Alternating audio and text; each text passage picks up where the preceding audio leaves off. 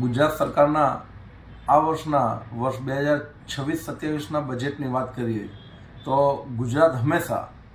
રાષ્ટ્રના વિકાસમાં અગ્રીમ સ્થાને રહ્યું છે. ખાસ કરીને મુખ્યમંત્રી શ્રી ભૂપેન્દ્રભાઈ પટેલ અને નાયબ મુખ્યમંત્રી હર્ષભાઈ સંઘવીની વિઝનરી લીડરશિપમાં જે રીતનું પુનઃપ્રાપ્ત ઉર્જા બાબતમાં એમણે જે આ વખતે ખાસ ધ્યાન દોર્યું છે અને જે ગુજરાતને એક ઉર્જા ક્ષેત્રનું ખાસ કરીને સોલાર અને પવન ઉર્જાનું હબ બનાવવાનું નક્કી કર્યું અને રાષ્ટ્રને એક નવી દિશા આપવાનું નક્કી કર્યું એવા પ્રકારનું આ વખતે બજેટ છે. ખાસ કરીને હું સ્પેસિફિક જેના પર વજન મૂકી રહ્યું છે સોલાર ઉર્જા અને પવન ઉર્જા બાબતમાં જે ખૂબ જંગી રકમની ફાળવણી કરી છે. ગ્રીન ડેવલપમેન્ટ પ્રત્યેની પ્રતિબદ્ધતા એ દર્શાવે છે એમની કે જે રીતે રૂપિયા 4,842 કરોડ જેટલી જંગી રકમની જે ફાળવણી કરી છે અને જે બજેટ ફાળવ્યું છે એ ઓલમોસ્ટ ગયા વર્ષની કમ્પેરિઝનમાં 17% જેટલું વધારે છે. એટલે ગ્રીન ઉર્જા તરફની જે આખી એમની જે નજર છે રાજ્યને એક ઉચ્ચ સ્તરે લઈ જવાની એ ખૂબ જ રાજ્યના વિકાસની અંદર નવું પીછું ઉમેરશે. સાથે ગુજરાત સરકારે આ વખતે પેટ્રોકેમિકલ્સ વિભાગને પણ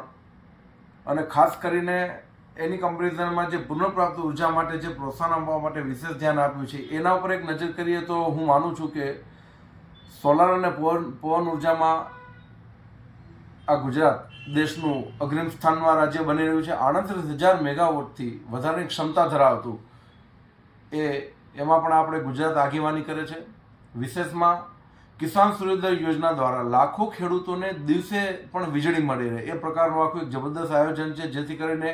ખેતી અને ગ્રામ વિકાસ માટે પણ એક આ મહત્વપૂર્ણ પગલું સરકારે ભર્યું છે. બજેટની અંદર જો ઉર્જા બાબતમાં આપણે ચર્ચા કરીએ તો સ્પેશિયલી ઇલેક્ટ્રિક વાહનોને, ચાર્જિંગ ઇન્ફ્રાસ્ટ્રક્ચરને અને એ આધારિત જે સ્માર્ટ નેટવર્ક છે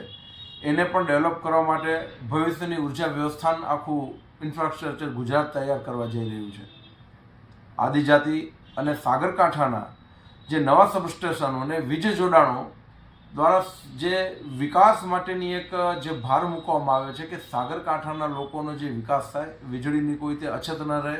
અને 24 કલાક વીજળી જનરેટ થતી રહે એવા પ્રકારનું આયોજન પણ આ વખતે મેં આ બજેટમાં ખાસ કરીને સોલાર ક્ષેત્રની અંદર જોયું છે. તો એવી જ રીતે સાગરકાંઠા અને આદિજાતિના વિસ્તારોની ચિંતા કર્યા બાદ શહેરની અંદર અર્બન ડેવલપમેન્ટ માટે પણ જે રીતનું અંડરગ્રાઉન્ડ જે કેબલ નેટવર્ક તૈયાર કરવામાં આવ્યું છે અને સ્પેશિયલી ગ્રીન ઝોન દ્વારા સુરક્ષિત અને વિશ્વસનીય વીજળી વ્યવસ્થા જે રીતે પ્રસ્થાપિત કરવામાં આવી છે, મતલબ કે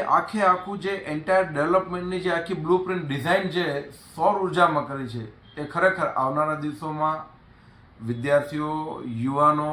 સાગરકાંઠાના વિસ્તારના લોકો, આદિજાતિના લોકો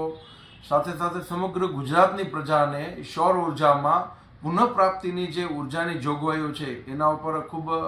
અસરકારક આ વખતે બજેટની અંદર રકમની ફાળવણી કરવામાં આવી છે. કનુભાઈ દેસાઈએ નાણામંત્રીશ્રીએ જે રીતે વિગતો આપી હતી એ વિગતોને અને આ જે કોઈ આંકડાઓ જે આમાં મૂકવામાં આવ્યા એ દર્શાવે છે કે રાજ્ય સરકાર દરેક વર્ગના લોકો માટે, વિદ્યાર્થીઓ માટે, સાગરકાંઠા અને તમામ સમુદાયના લોકો માટે ખૂબ ચિંતિત છે. એટલે મેં જે અગાઉ કહ્યું એ રીતે 17%નો જે અગ્રીમ વધારો છે એ ખરેખર હું માનું છું કે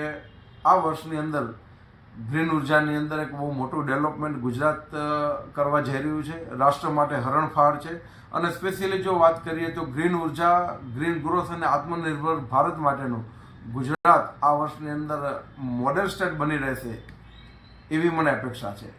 એટલે એન્ટાયર જે બજેટ અને એમાં સ્પેશિયલી જે ઉર્જા અને સૌર ઉર્જા માટેનું જે બજેટ જે ફાળવવામાં આવ્યું છે એ રીતે હાલ કચ્છ અને સૌરાષ્ટ્ર ગ્રીન ડેવલપમેન્ટની અંદર એક અનુકૂળ વિભાગ અને અનુકૂળ વિસ્તાર તરીકે ઉભરી આવ્યા છે. કચ્છની અંદર પણ એશિયાનો સૌથી મોટો ઉર્જાનો પ્લાન છે. એટલે રાજ્ય સરકારે સતત ચિંતા કરી છે અને હું અભિનંદન આપું છું રાજ્ય સરકારને કે પુનઃપ્રાપ્ત ઉર્જાની બાબતમાં જે આ એક કદમ ઉઠાવ્યું છે એ ખૂબ જ પ્રજા અને લોક કલ્યાણના હિતમાં જે રકમની ફાળવણી કરી છે એના માટે અભિનંદનને પાત્ર છે.